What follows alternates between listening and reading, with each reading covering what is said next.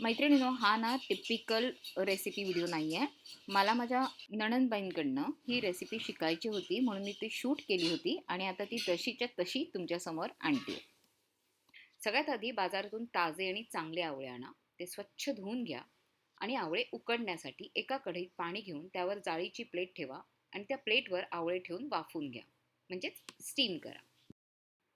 आता आवळे नीट उकडले की ते आरामात बियांपासून वेगळे होतात. मग त्याचे असे छोटे छोटे तुकडे तुम्ही हाताने सुद्धा करू शकता. आता एका पितळी कढईत थोडं तेल घ्या.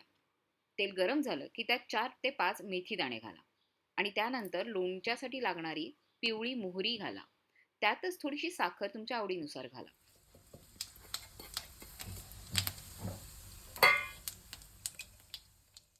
मग चवीनुसार मीठ घाला आणि हे सगळं छान परतून घ्या. मीठ.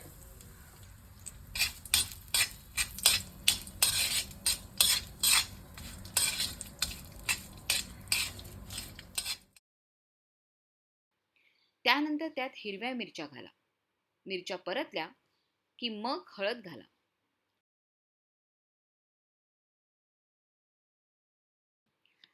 ह्या पॉइंटला जर तुम्हाला वाटतंय की तेल थोडंसं कमी पडतंय तर इथे तुम्ही अजून थोडंसं तेल घालू शकता.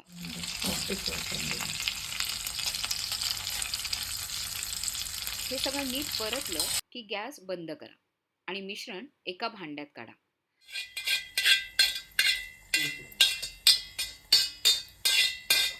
आता त्यात आपले उकडलेले आवळ्याचे तुकडे घाला आणि पुन्हा नीट मिक्स करा. आता लोणचं म्हटलं की छान तेल हवं. पहिले तेल एका दुसऱ्या भांड्यात घेऊन, म्हणजे कढईमध्ये घेऊन गरम करा. त्यानंतर ते थोडंसं थंड झालं की या लोणच्यावर घाला आणि तयार आहे सुपर टेस्टी, चव वाढवणारं घरगुती झटपट आवळ्याचं लोणचं.